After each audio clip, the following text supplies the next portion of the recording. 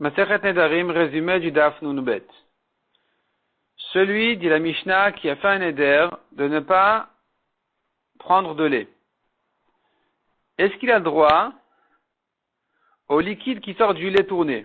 Il y a une certaine espèce d'eau, de liquide transparent qui sort du lait qui a tourné. Est-ce que c'est inclus dans le neder ou pas? La Mishnah ramène là-dessus une marloquette. La Mishnah dit, celui qui s'interdit cette espèce-là d'eau du lait, on va l'appeler le lait tourné, il a droit au lait. Abba Shaul dit, celui qui s'interdit le fromage n'a pas le droit d'en manger ni salé ni sans sel. Celui qui s'interdit la viande a le droit à la sauce de viande, a le droit au résidu de viande. Rabbi Yehuda il interdit.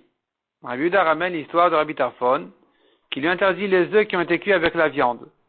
Les Chachamim ont repoussé la preuve de Rabbi Tarfon, de Rabbi Yehuda, en disant non. Dans l'histoire de Rabbi Tarfon, c'est quelqu'un qui s'est interdit cette viande-là. Il a dit, je ne prends pas cette viande-là, la viande devient interdite, et le goût de cette viande-là qui rentre dans les œufs est aussi interdit.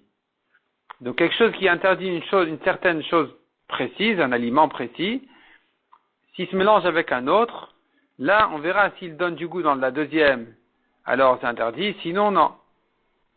Par contre, s'il interdit de manière générale une espèce, comme la viande, là, le goût n'est pas interdit, c'est la viande qui est interdite. Quelqu'un qui s'interdit le vin a le droit à un plat qui est cuit au vin, ou qui a un goût de vin. Si par contre il a dit, ce vin-là, je me l'interdis de ne pas en goûter, et que c'est tombé dans le plat, s'il donne du goût, c'est interdit. La Gemara pose une contradiction sur la Mishnah à propos du lait tourné. Finalement, la Gemara explique qu'en réalité, c'est une question de langage. Selon Tanakama qui a interdit le lait uniquement et qui a permis le lait tourné, c'est parce que dans sa ville, chacun portait un nom en soi. Par contre, chez Rabbi aussi, on appelait le lait tourné, on l'appelait aussi le liquide du lait. Donc, on rappelait que ça venait du lait. Et donc, c'est interdit, c'est inclus dans le lait.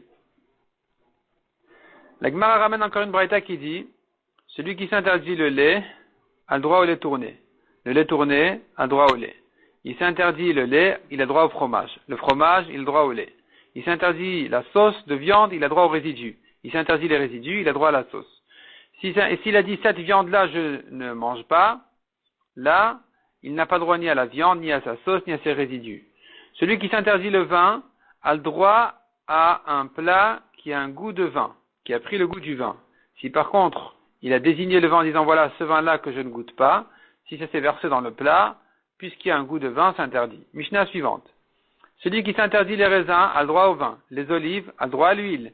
Si par contre il a dit ces olives et raisins que je ne goûte pas, il a le droit ni aux fruits même, ni à leur jus. Le vin et l'huile sont interdits. La Gemara demande, qu'est-ce qui fait que le jus est interdit? Est-ce que c'est parce qu'il les a désignés en disant ces olives, ces raisins, ou c'est parce qu'il a ajouté que je ne goûte pas? Est-ce que c'est les mots que je ne goûte pas qui font que le jus est interdit, ou bien c'est les mots ceci qui font que le jus est interdit? La Gemara répond à la moitié de cette question en disant, la Gemara ramène des preuves, certaines sont repoussées, d'autres non. Finalement, la Gemara dit, c'est sûr que s'il a désigné, alors le jus est interdit. S'il n'a pas désigné et qu'il a dit que je ne goûte pas, est-ce que c'est suffisant pour interdire le jus ou pas? Ça n'a pas été résolu dans la Gemara.